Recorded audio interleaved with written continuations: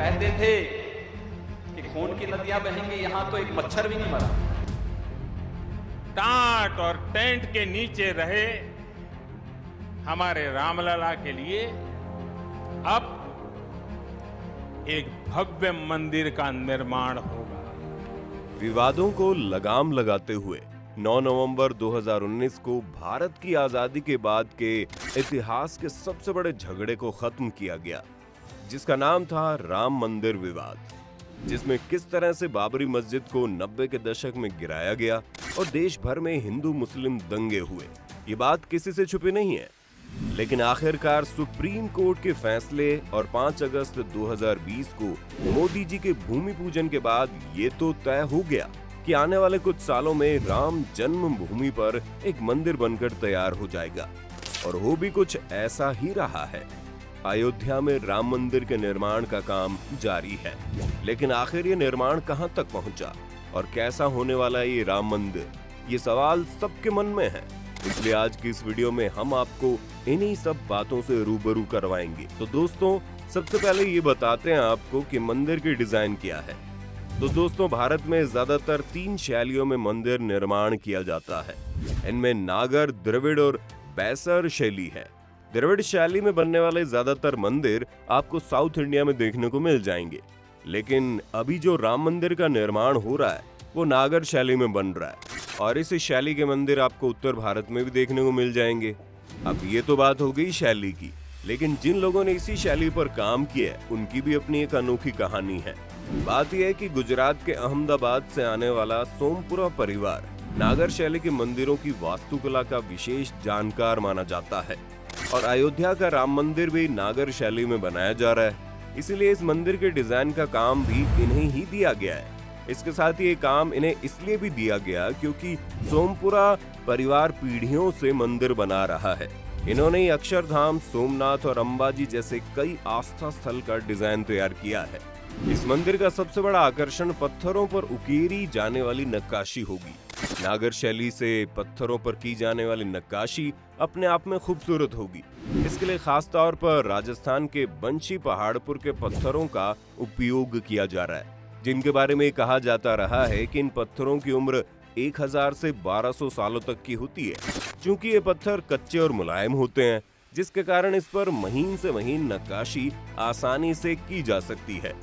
कारीगरों को नक्काशी के दौरान डिजाइन उभारने में कोई समस्या नहीं आती है।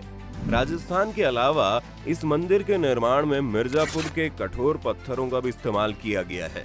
चूंकि ये पत्थर कठोर है, इसीलिए मिर्जापुर के पत्थरों का मंदिर की बुनियाद स्ट्रक्चर में इस्तेमाल किया गया है। लगभग 300 फीट लंबा, 255 फीट चौड़ा और 161 फीट ऊंचाई वाला ये मंदिर बाहर से 3 मंजिल दिखाई देगा, जिसमें नीचे गर्भगृह होगा और उस पर ऊपर राम दरबार। इसलिए विश्व हिंदू परिषद से जुड़े लोग इस बात का दावा करते नहीं थक रहे हैं कि आशीर्वाद मुद्रा में देवी की प्रतिमा मुख्य गेट के स्तंभ पर बनी है। साथ ही सनातन धर्म से जुड़ी हुई शिखर भी इसी एक ही शिला में प्रदर्शित दिखेंगे। सनातन धर्म से जुड़ी हुई मान्यताएं, जैसे कि तेज का प्रतीक सिंह भगवान के चिन्ह के तौर पर शंख और वैभव के प्रतीक गज का उल्लेख भी मुख्य गेट पर एक ही शिला में देखने को मिलेगा। पहले जहां 4 गुंबद पर राम का भव्य मंदिर बनना था, तो वहीं संतों और धर्म आचार्यों की भव्य मंदिर की मांग पर अब 5 शिखर पर मंदिर स्थापित होगा। तो जाहिर सी बात है कि पहले जो पत्थर तराश करके रखे गए थे वो पत्थर अब कम पड़ेंगे। पहले 2,60,000 क्यूबिक फीट पत्थरों की जरूरत थी, और मान्यता थी कि पहले के सभी पत्थर तराश कर रख लिए गए हैं। अब ऊंचाई बढ़ने के बाद 3,60,000 क्यूबिक फीट पत्थरों की और जरूरत पड़ने वाली है।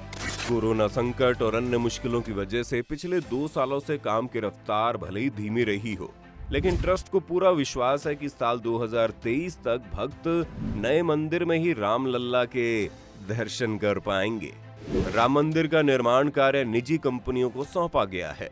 अयोध्या के राम मंदिर में बढ़ती लाखों की भीड़ को ध्यान में रखकर मेन रोड से राम मंदिर को जोड़ने वाले 100 फुट चौड़े रास्ते का निर्माण भी शुरू कर दिया गया है। इस बीच अयोध्या के बड़े चौराहों पर लगी अयोध्या नगर निगम की LED पर मंदिर निर्माण का विजुअल दिखाया जा रहा है। ट्रस्ट के मुताबिक राम मंदिर के निर्माण में कई धार्मिक वास्तु चीजों का ध्यान रखा जा रहा है।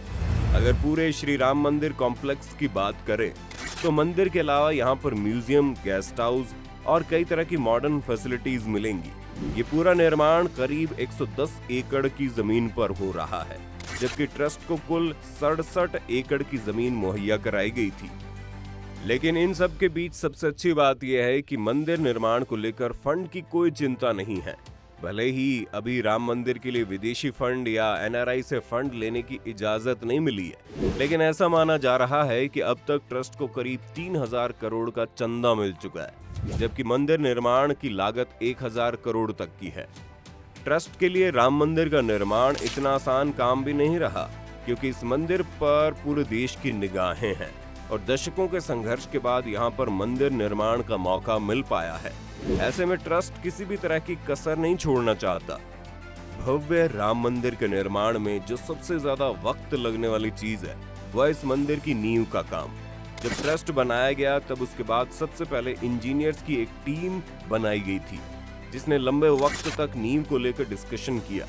इसमें IIT Delhi, IIT Roorkee, IIT Guwahati समेत देश की कई संस्थाओं के बड़े इंजीनियर्स भी शामिल हुए।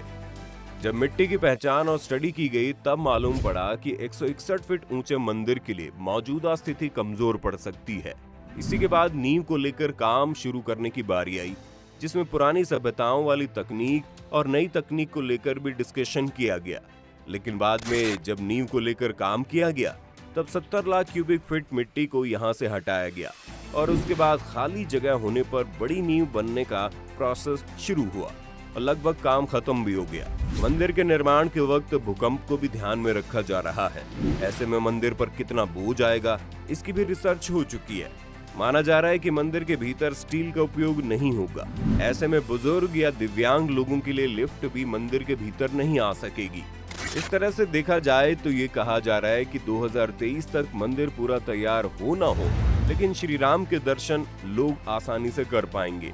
और अगर हम मंदिर की बात करें तो 2025 तक पूरा हो जाएगा ये भव्य राम मंदिर। खैर, आपको क्या लगता है कि ये राम मंदिर अगले साल तक तैयार हो पाएगा या नहीं? आप अपनी राय हमें कमेंट बॉक्स में बता सकते हैं। अगर आज की वीडियो आपको पसंद आई हो तो इसे लाइक करने के साथ साथ अपने दोस्तों और रिश्तेदारों के साथ शेयर कर देना। अगर आप ये वीडियो YouTube पर देख रहे हैं तो चैनल को सब्सक्राइब करके बेल आइकन दबा दें। और अगर Facebook पर आप ये वीडियो देख रहे हैं तो Facebook पेज को जल्दी से लाइक करें। फिलहाल के लिए इतना ही। अभी दीजिए हमें इजाजत। आपसे मुलाकात होगी अगली वीडियो में। शुक्रिया।